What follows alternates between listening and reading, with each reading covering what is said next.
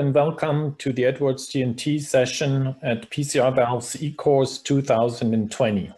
My name is Wolfgang Rottbauer. I'm from Ulm University, Germany. The title of the session I'm sharing today is Advancing Tricuspid Repair with the PASCAL Repair System platform. Heart valve disease is a very important topic, even or especially during the COVID-19 pandemic. Some of you might have seen the presentation of COVID-19 valve registry at this year's TCT by Danny Dwyer. They followed up on about 150 patients with COVID-19 positive patients with valve disease. As you can see here, 74 patients suffered from severe aortic stenosis, 28 were affected with COVID and had severe mitral regurg, and 14 of the patients had severe tricuspid regurgitation. As you can see here, now we are focusing on the AV valve disease population. Basically, none of the patients, while being infected with COVID-19, was either treated surgically or interventionally on the valve disease while having COVID-19 disease. So the question was now, what is the effect on the mortality of these patients if they have two diseases at the same time? And I think the information, even when you look at 30-day mortality, is quite dramatic. Over 50% of the patients that suffered from severe mitral regurg died within 30 days of follow-up. So, especially in this context, I'm happy that Edwards Lifesciences put together this session on advancing mitral and tricuspid repair with the PASCAL Repair System platform. And here you see the agenda we want to go through with you today. So after my introduction, Professor Peter Lüdike from Essen in Germany will introduce to us the PASCAL Repair System. In a second talk, Professor von Bardeleben from Mainz, Germany, will show us a recorded PASCAL case on mitral insufficiency treatment. And in the next part then, Professor Rudolph from Bad Oeynhausen, Germany, and myself will present you the PASCAL Repair platform in action, showing you one mitral case and one tricuspid case. Between the cases and the presentations, as you see here in the agenda, there will be enough room for you to address questions to us, and you're invited to use the online chat platform to address the questions to the speakers.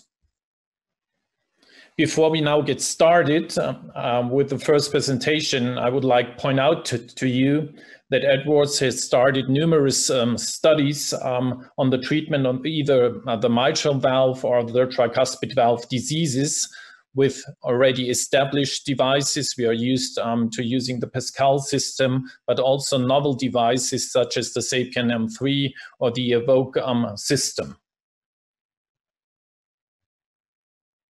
And as already pointed out on the last slide, Edwards is now focusing on novel devices that address different pathologies on AV valves. It was started with a cardioband at around 215 that addresses mainly the annulus pathology, both on the mitral and the tricuspid position.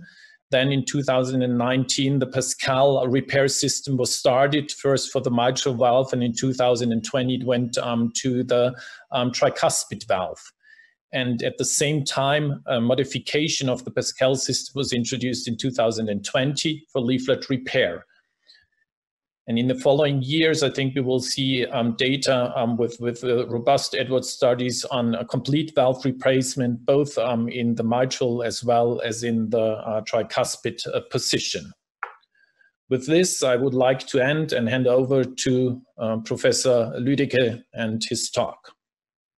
So first of all, I want to thank you for the invitation and the opportunity to participate in this session. These are my conflicts of interest to declare.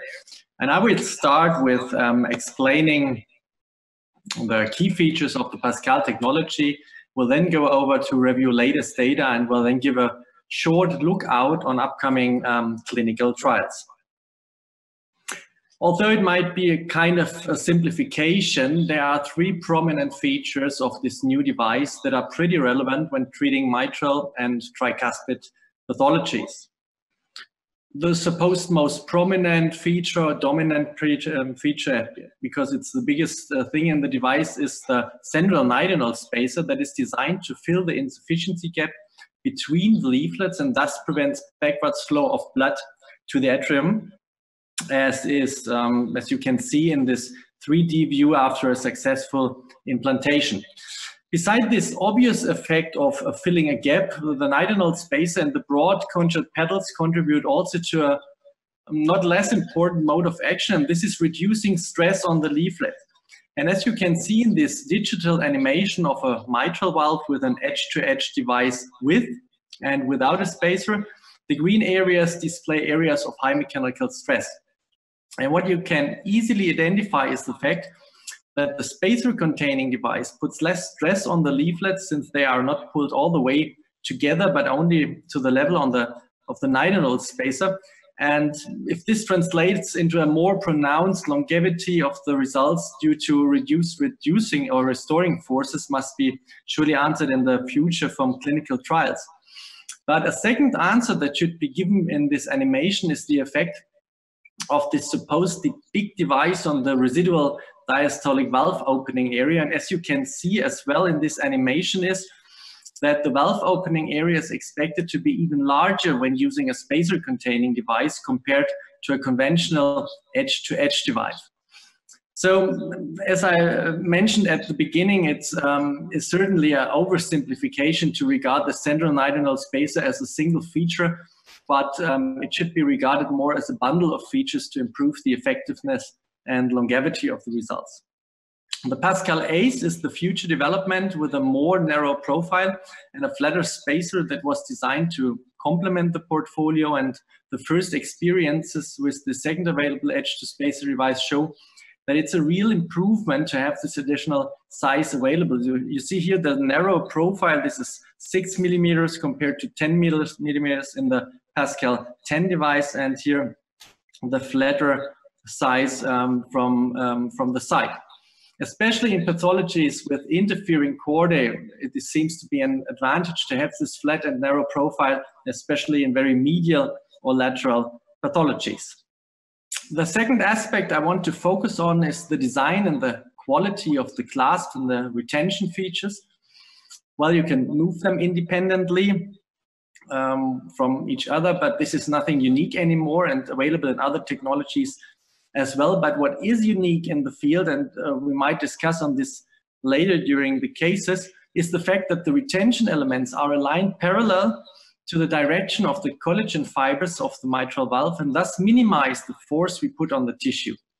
Since we have only 1.5 years experience, we still need data on this, but this technique aspects should translate into minimal leaflet laceration, and at our institution we are quite more offensive with multiple grasping attempts, as we don't see any perforation until now.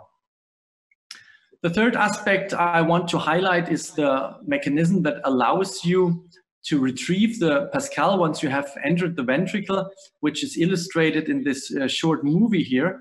And since you can easily elongate the whole device and thus create a more or less straight profile, you are not at risk to entangle with the subvalvular chordae, what is especially of interest when you work on the tricuspid side, where this can be a distinct problem, but what is also a game changer, not only in the tricuspid valve, but also in very medial or lateral pathologies.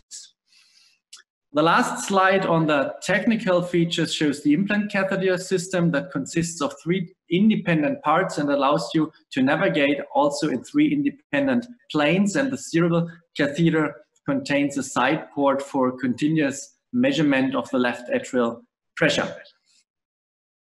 So these are the technical aspects that make the difference to existing technologies, and the next slides will summarize first clinical evidence from clinical trials, and I will start with showing you the efficacy and safety data from the CLASP trial, which was a multi-center multinational prospective trial enrolling patients with severe MR who were judged to be candidates for transcatheter mitral valve repair.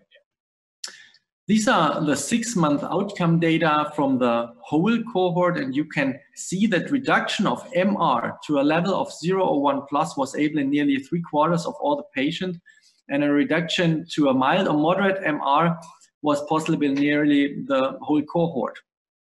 And there was an impressive low 30-day mortality and not less impressive successful implantation rate when you have in mind that all the participating centers in this first study had just little experience with this new technology. The efficacy data of those patients where 1-year follow-up is available show an even more impressive result, as 82% exhibit a consistent MR reduction to 0 or 1 plus, and 100% of these patients showed an MR reduction to a level of mild or moderate or even lower. Our own first experience to confirm these early results in a multi-center study from Roman Pfister from Köln that will be published in a few weeks and was already presented at this year's TCT will show this as well. The difference when considering our single center experience is the fact that these are non-selected cases and that all patients who were suitable for transcatheter mitral valve repair were treated with the PASCAL device unless the patient explicitly insisted to favor a traditional edge-to-edge repair after thorough information about the different technologies at our center. We see a very impressive short-term or discharge result with a very convincing 30-day mortality of 0. We were facing no intraprocedural complications. There was one single air embolism into the right coronary artery, but without deterioration of the patient. There were only 2 cases of Carpentier 3A anatomies where we couldn't implant the device due to an increased mean pressure gradient above 6 mm mercury. These are very preliminary results, and we aim to learn from our one-for-all trial how to judge the anatomy to better predict procedure outcomes with the PASCAL device. When we look on the tricuspid side, we also have first experiences from a compassionate use series showing also a convincing early efficacy profile with a reduction of tricuspid regurgitation in more than 80% of the cases to a level of TR2 or even lower, what was paralleled by a favorable right ventricular remodeling process in this study. As you can see here, the procedural success was a little bit lower compared to the mitral side, but the safety profile was again excellent, and it will be interesting to see how these success rates improve with increasing experience and especially with the availability of the PASCAL Ace system in the tricuspid side. So this is where we are, and I give you a short lookout of what is upcoming. As you already heard at the beginning, there is more evidence upcoming, and I will focus on the MyClasp registry study, which is a post-market study that diligently collects patients and will provide high-quality follow-up data of real-world patients. The CLASP 2D/2F trial aims to prove the non-inferiority of the PASCAL device compared to the MitraClip technology in DMR and FMR patients, and all the FMR patients will be judged to be on optimal medical therapy by a heart failure specialist, so that these results will be comparable to the COAPT data. And the TriClasp registry and the CLASP 2 TR study will bring up the evidence we need for interventional tricuspid repair using the PASCAL platform on the right side of the heart. I hope I was able to give you a comprehensive overview about this fast-growing technology, and I'm looking forward to a really exciting session. Once again, thank you much for the invitation, and I'm happy to answer some questions in the discussion. Thank you. Thank you very much, Professor Lüdike, for this clear presentation and introduction of the PASCAL system. I might want to start with the first question to you. So I think you're very familiar also with the application of the mitral clip system. What are the major differences? When would you choose one clip against the other, or when would you choose the PASCAL system in comparison to the mitral clip system? What will be the major technical differences?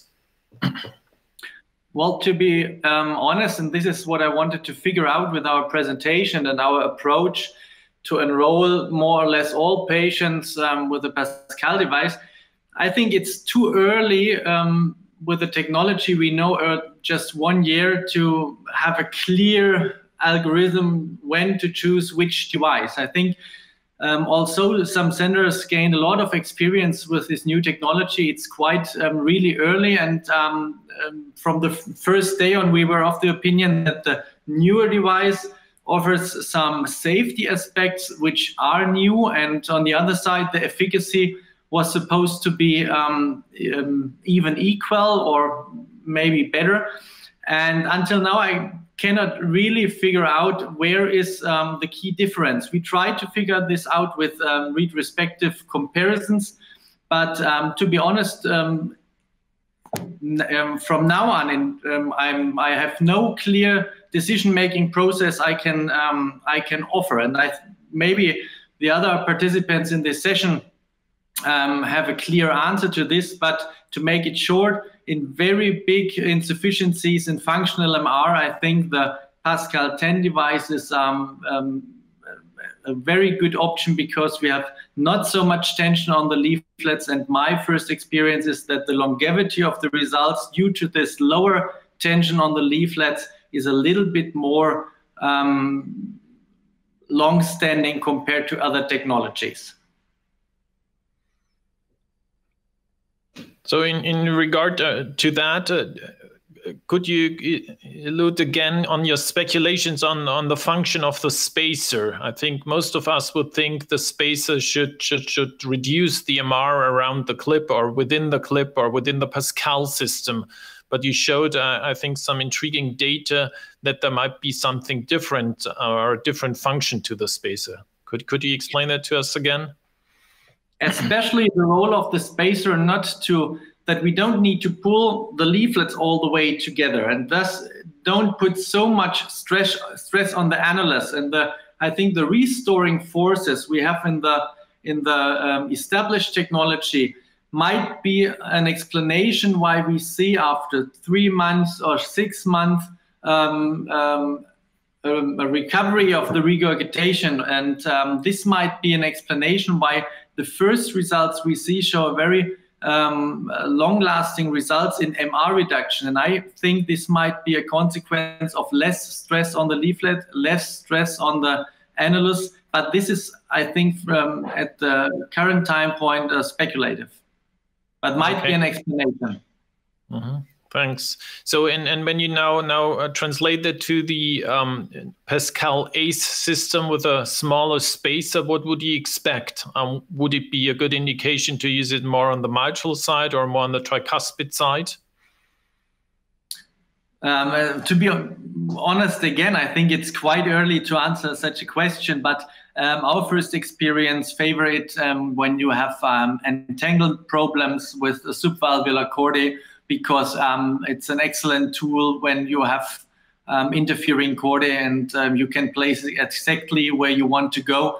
And so I think the strength is on the tricuspid side and on medial and lateral pathologies. But maybe the other discussants have any other ideas on this.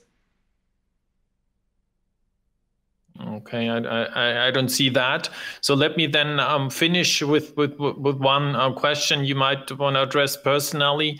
What will be the most important study for us comparing the two systems, and what do you expect? What will the outcome show regarding class 2D or 2F? Just your personal opinion. I think it's again a difficult question, but we are curious about your opinion. When I understand the technology right, then I would expect a long-lasting result in the 2F arm of the class 2D study, 2F study, but this is speculative. Okay, so thank you very much for addressing all these questions. I didn't see any questions from the chat, so we will move on with our session. And now we will see a recorded case from Professor Bardeleben from Mainz, and he will show the PASCAL Ace in action in mitral position. Thank you, Dr. Rottbauer, for the kind introduction. And I would like to move on to the PASCAL Ace system as an implant system for MR treatment. My name is Stephan from Bardeleben. I'm the head of the Heart Valve Center in Mainz, Germany, University of Medicine, Mainz.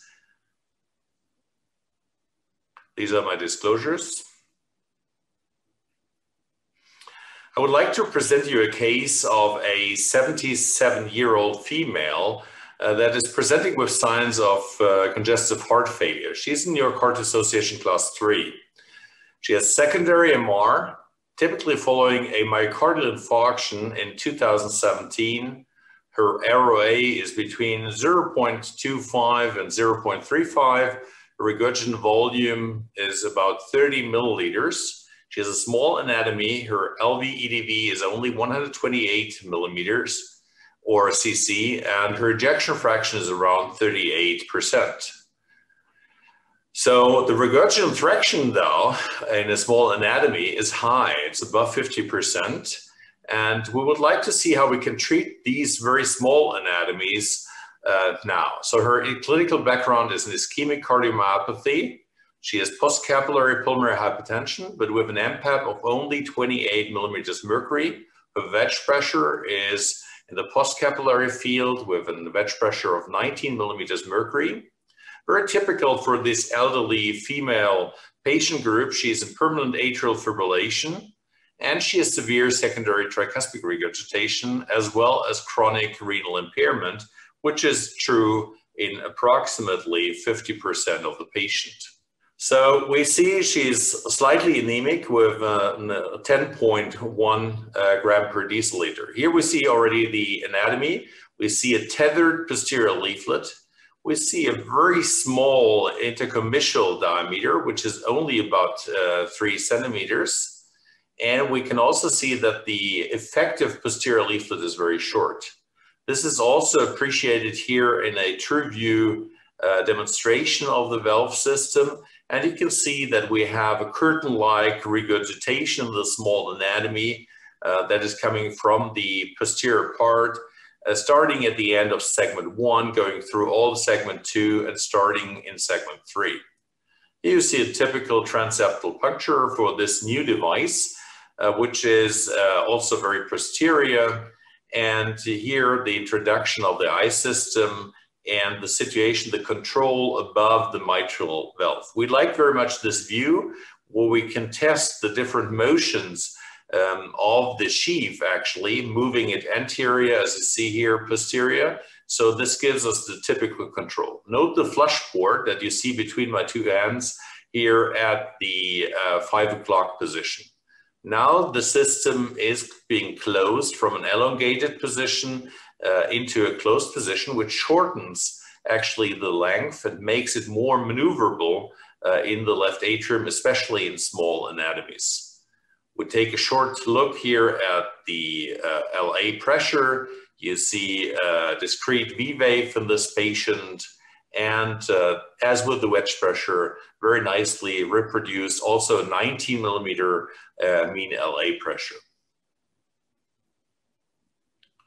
We then continue with the case. You can now see the steering down over the aorta, down to the mitral valve. We slightly move posterior. It's a very controlled steering possibility, as you can see here. And we're simply flexing the secondary control, which is the steering catheter. And this gives us a nice movement down to the valve. We can also see that we have a fin. So this is done here on the sheath and secondarily here on the steering catheter, as you can see now with the fin in a 2 to 3 o'clock position. We nicely appreciate the device, which still has to be rotated. We have the aorta down here at about 6 o'clock, and we rotate the system now a little bit. This is done by the second operator, where you see only parts of his hand, and we rotate the system into position. We then select, like the surgeon, a neutral position where we have in a horizontal line to the two trigones of the mitral valve. You can easily see that we only see the arms, mostly here in the AP situation, not in the intercommissural situation. And now with the right hand, the second operator turns the clip slowly clockwise to get to his final position. You can nicely see that we're aiming into the sinus of the non-coronary cusp here, which is the middle of the mitral valve, a very small anatomy.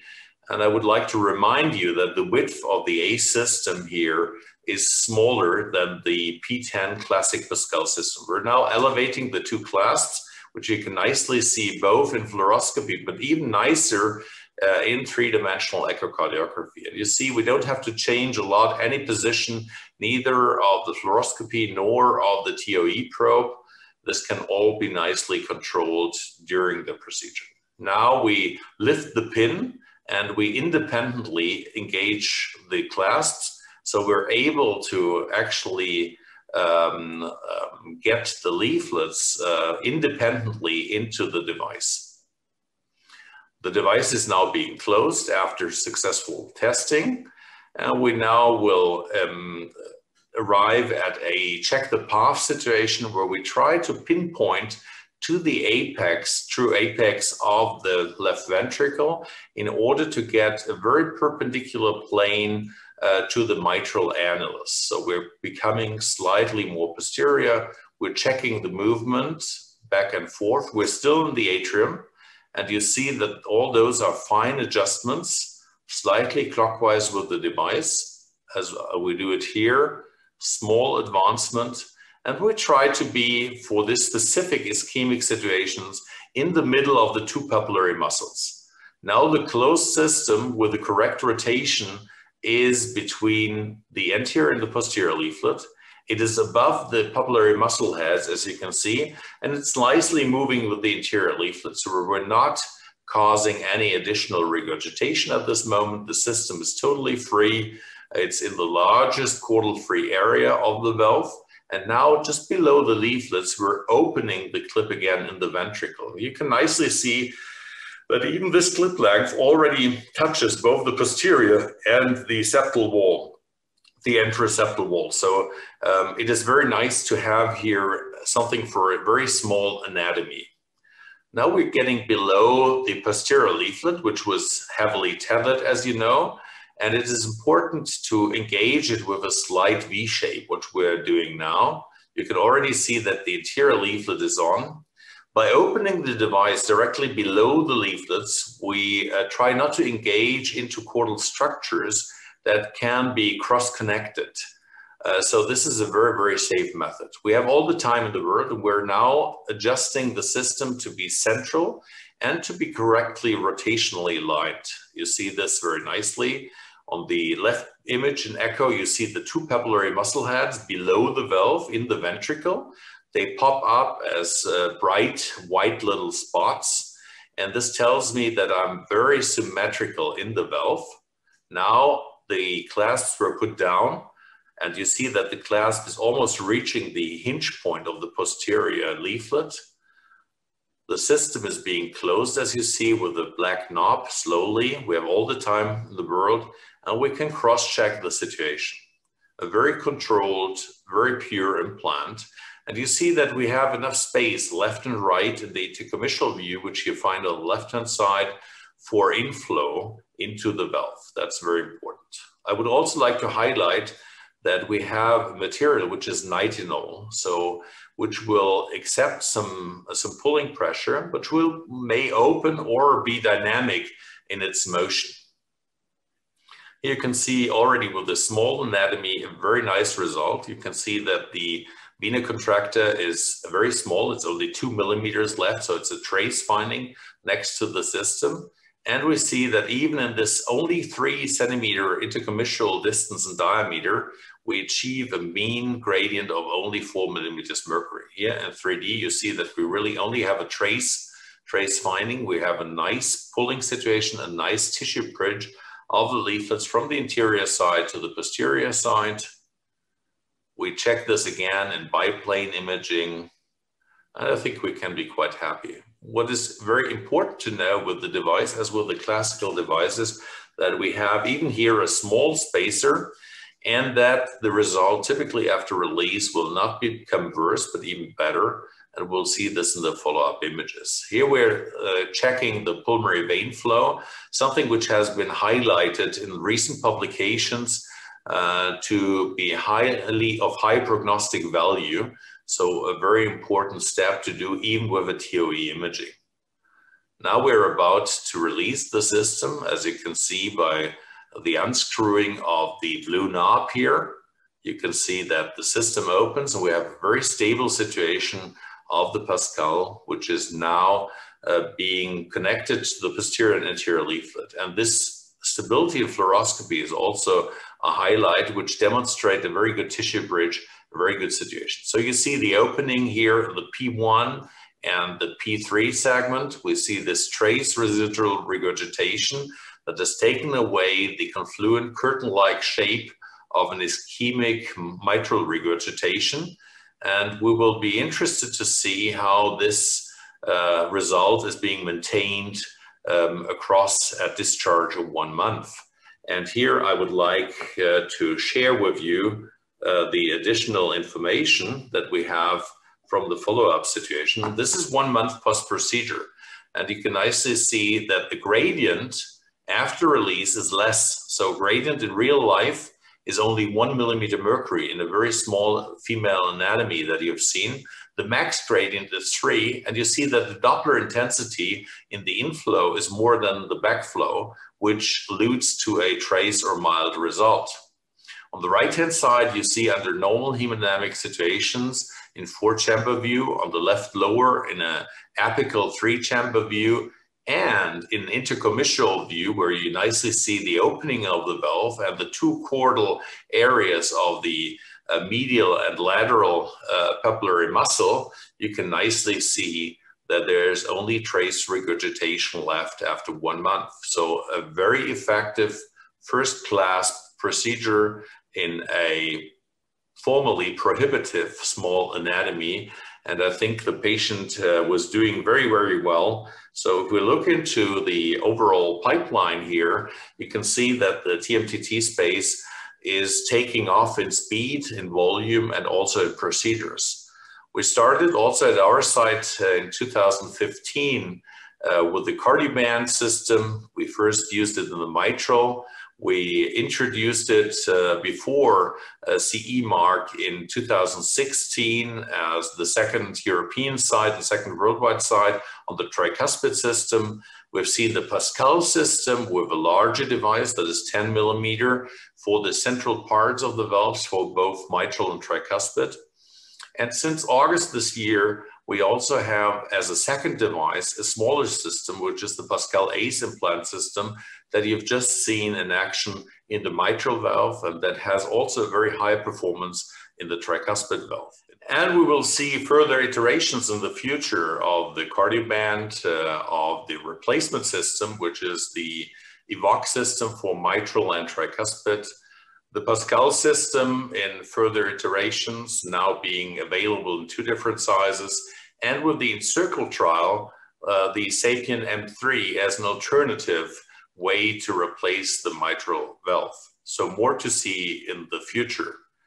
What is also important is that the case you have seen was the second case in Europe or worldwide with the PASCAL Ace system, and it was actually the first case ever for the PASCAL Ace system for Felix Kreidel, who was first operator in this case, standing next to me here on this slide. So you see that there was, with a high volume center, no experience level increase needed. It was a first class implantation, no learning curve, and an exceptional good result with this device. So I thank you very much, and I'm looking forward to your questions. Terrific case and terrific overview, and you said it was the second Ace case ever done. Yeah. So could you explain to us why did you choose in this specific case the PASCAL Ace system and not the already established PASCAL system? What would make you go that way? Well, one of the reasons is the width of the system. So we of course calculate always the intercommissural width. And here we had an annulus width of 3 centimeters. Going down to a PASCAL P10, this would have been prohibitive and actually excluded in the class 1 and class 2 trials because we had a valve orifice of about 3 centimeters, which would have been out of range for the studies. So this system is about 4 millimeters smaller in width. It has also a smaller spacer, so it's not a 4 to 5 millimeter spacer, but a very small 2 millimeter spacer in width that is very effective in these small anatomies. And also the shape of the paddles has been changed.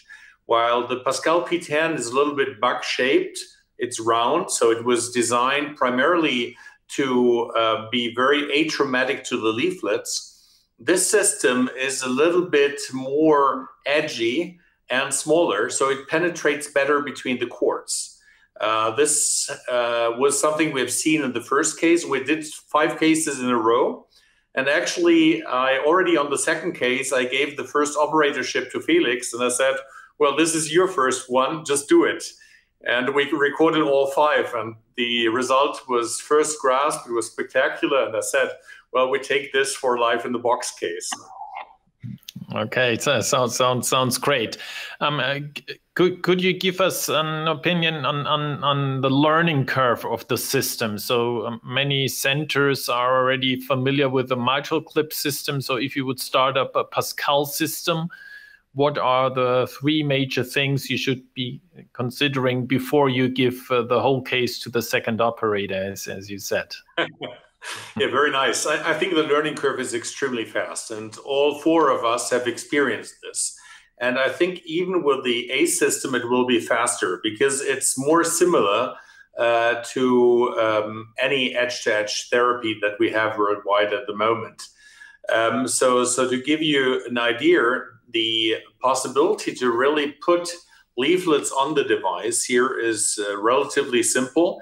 The only thing that you have to be aware of is that you're working with an unkeyed system instead of a keyed system. So you have to make sure a little bit that you're not turning 3 different catheters, which are independent to each other, while the implant. So what we introduced in Mainz very nicely was a rotational control by fluoroscopy.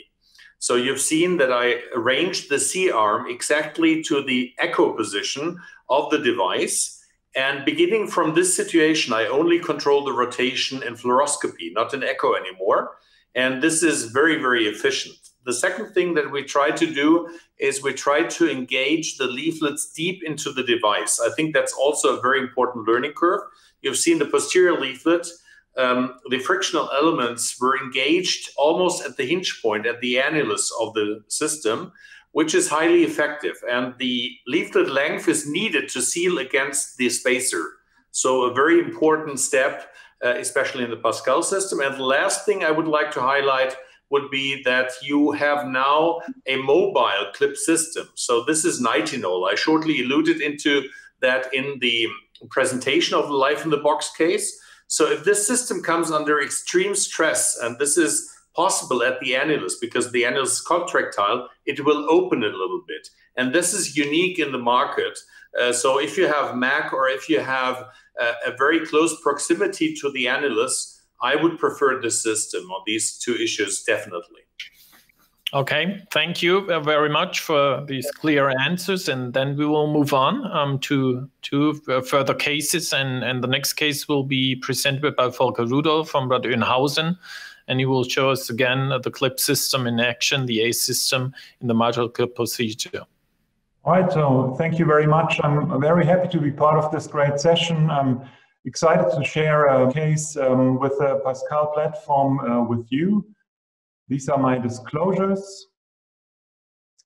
And the case is a 78-year-old female patient who suffers from progressive dyspnea, which started in April 2020. The procedure I will show you was done at the end of August. She already had in her history coronary 3-vessel disease, underwent CABG in 2009, where all her venous grafts were occluded, but native vessels were revascularized in 2019. So She had a stable situation there. Her left ventricular ejection fraction was mildly impaired with 45%. She had a history of strokes, actually, multiple strokes. Her last stroke occurred in 2000, and she had some considerable neurological residuary there, and also persisting atrial fibrillation. Her Euroscore was 3.8, and because of the neurological situation that we mentioned, I mean, she was mobile, but she was impaired with a hemiparesis. Our heart team decided to go for interventional therapy in her case, and I will now show you the cardiac situation. This was her screening TTE. As you can see on the left side, the mildly impaired left ventricular ejection fraction with a hypokinesia in the anterolateral wall, which was also probably responsible for the functional MR that you can see on the right side, which I think without doubt is a severe mitral regurgitation. These images are from her baseline TOE, and you can appreciate that this is a central functional mitral regurgitation in the left upper panel in this biplane view that is shown, and this is also reflected in the 3D images in the lower panel, where you can see in the image without color that there's a slight pronunciation of the coaptation deficit lateral towards the lateral side of P2, but obviously the mitral regurgitation is restricted to the P2A2 area. The opening area or the orifice area of the valve was 4.2 square centimeters, as you can see on the right upper panel. So it was okay, but it was slightly on the low side. Nevertheless, our strategy was to choose to go for one device actually, and we choose the P10 device, and you can see our first grasping attempt here, where I think you can very nicely see that both leaflets are nicely loaded on the clasps. However, this resulted into residual mitral regurgitation chat, which after some discussion we considered as too large to leave it as this, and even after we did one attempt where we tried to optimize the grasp, but I mean you see that this grasping attempt was rather well, so we could not really optimize anything with this one device, and we have a predominant residual chat lateral to the device that had been implanted. So we of course looked for the gradient, which was 2.7 millimeters of mercury, and so based on this assessment, we decided to choose a second device. And because, as I said, we started already with the 4.2 square centimeters of orifice area. In this situation, we took benefit of the new PASCAL Ace device, which, as you have heard, is a smaller device, which, as opposed to the P10 device, has only 5 millimeters of width. And the grasping of this device you can see in this image.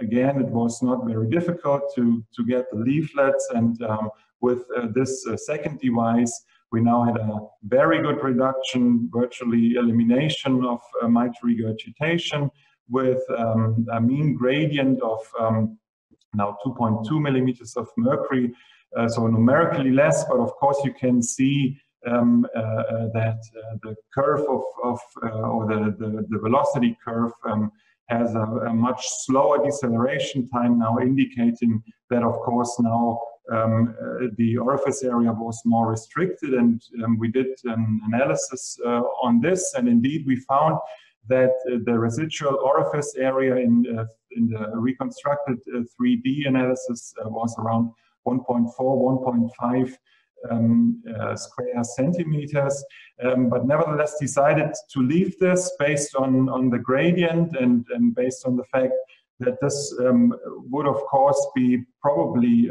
sufficient, and this we could corroborate in the discharge echo. Here you can see that the discharge CTE, which I think is very important to perform in such a case, of course, and to show here, there's no residual MR, so elimination of MR.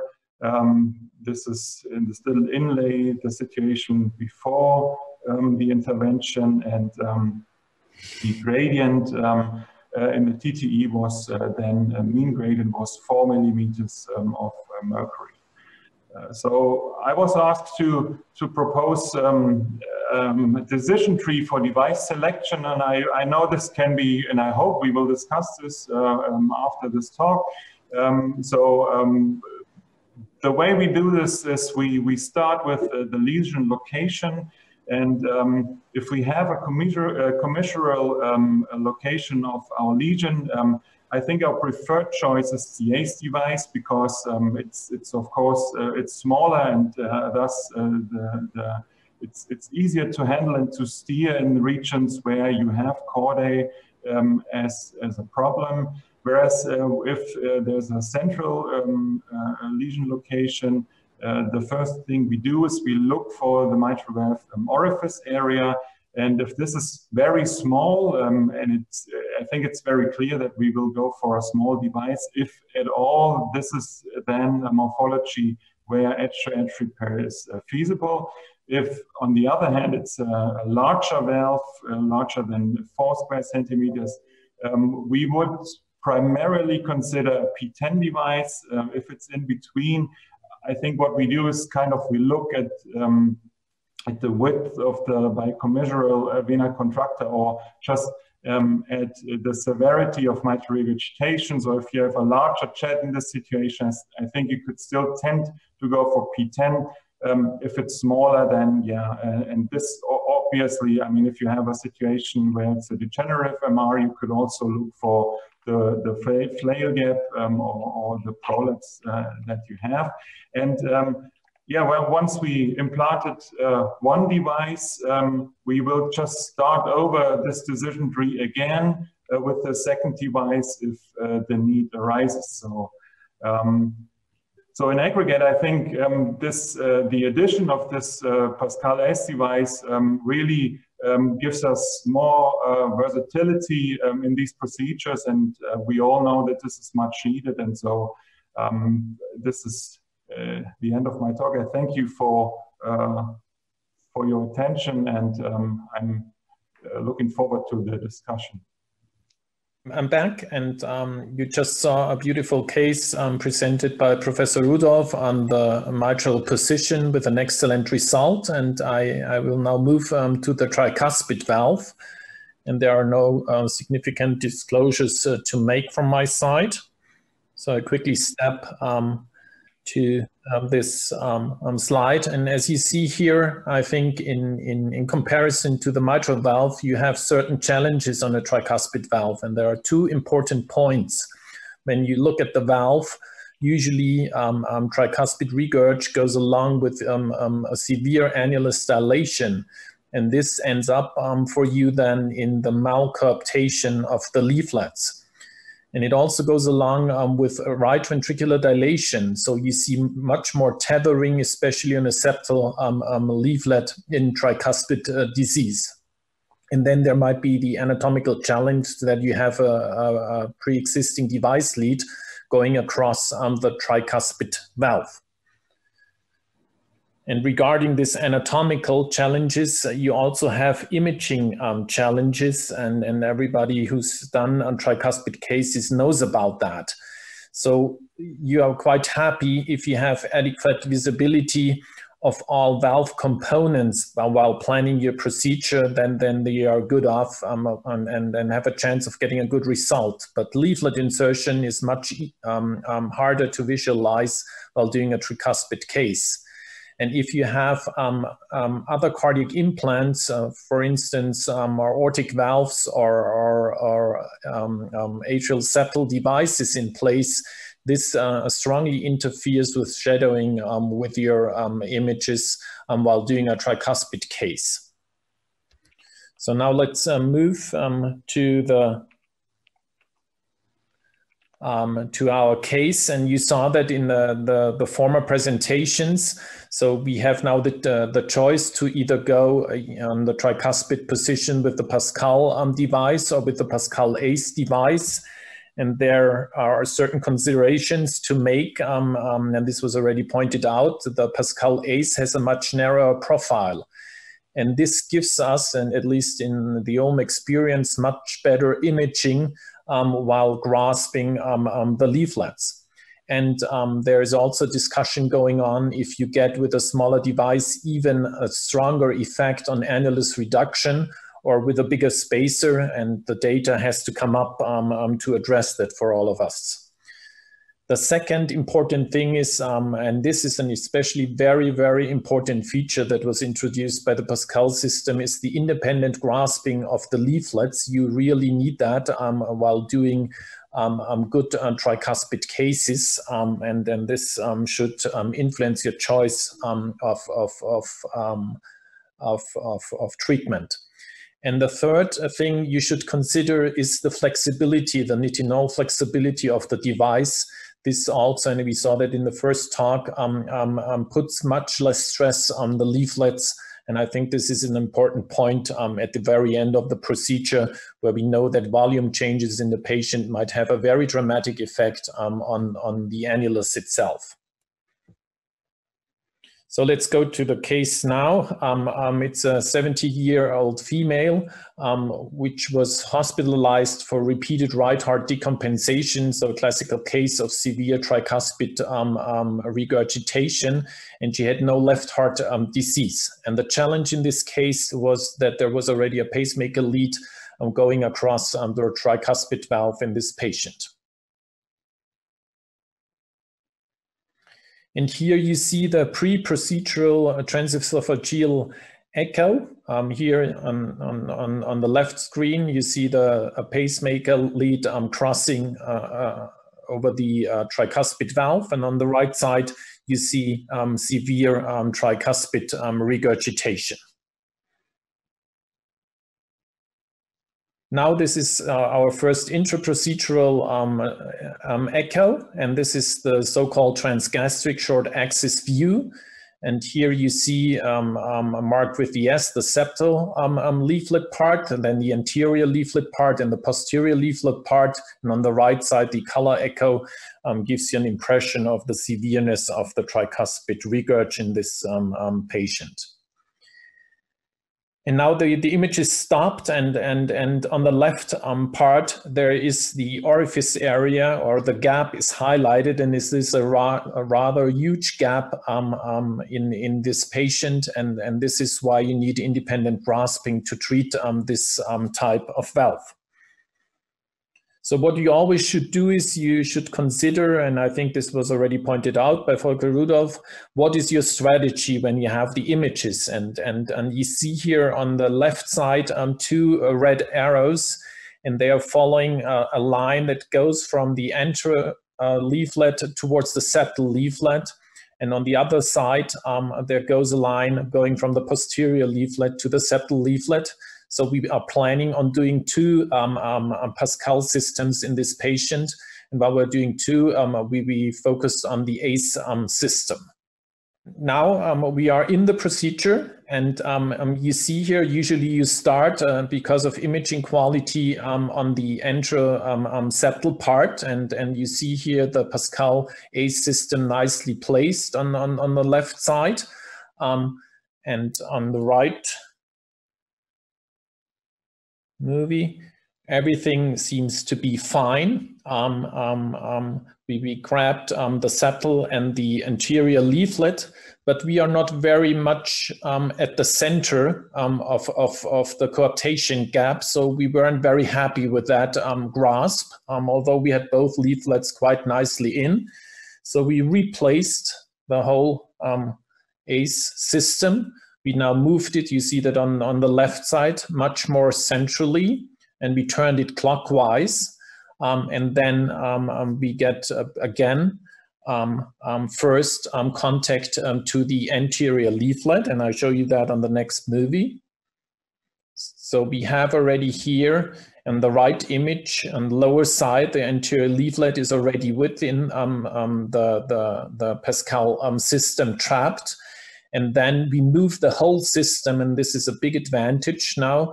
We move the whole flexible system towards the septal part of the tricuspid valve, and we are already touching here the septum, and then we put the glass down on the septal side, and then get, when we are happy, a good result.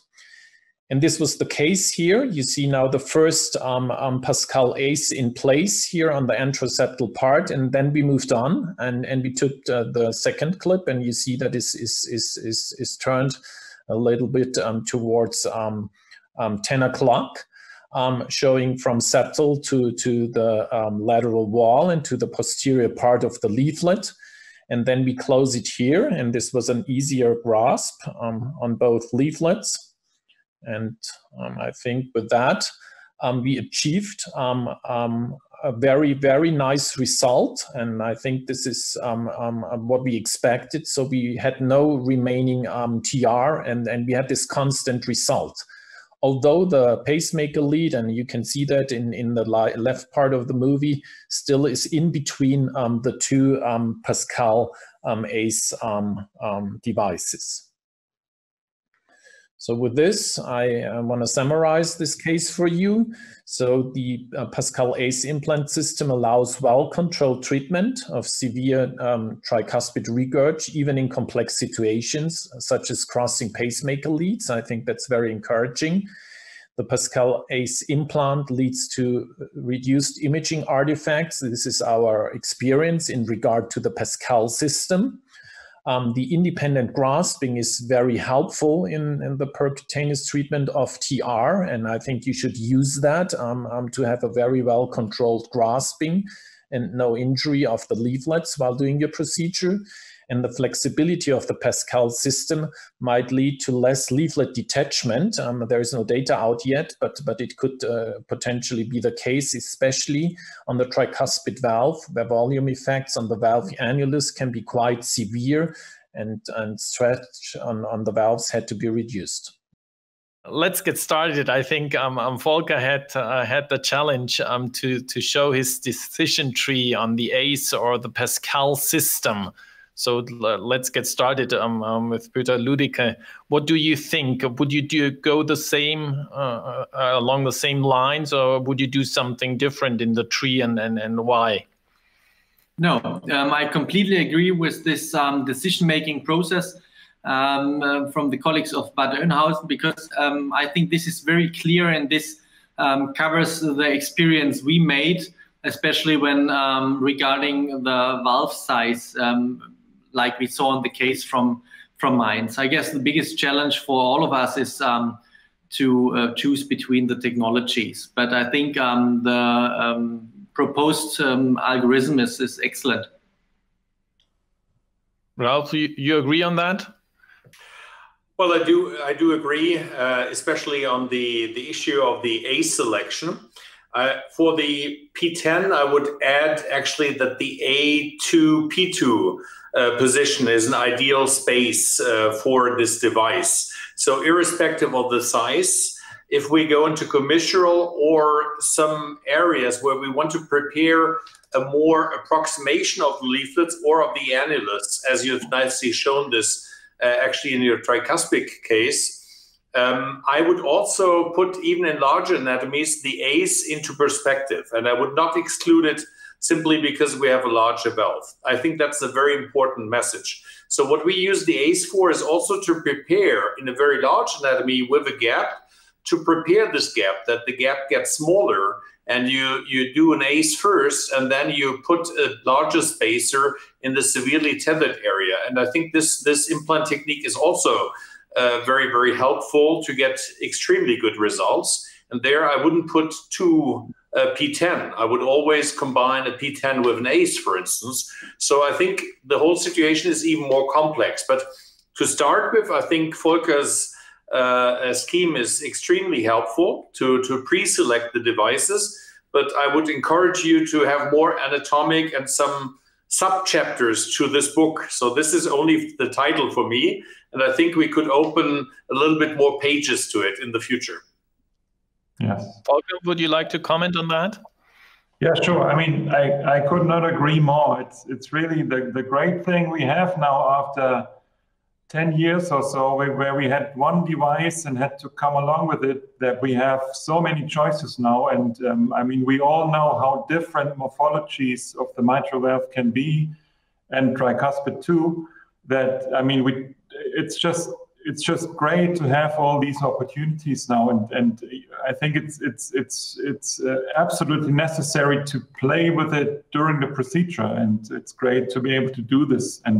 But certainly, on the other hand, I think if you go into a procedure, you should have a plan what you do, and for that, maybe such a decision tree is something that helps you or so.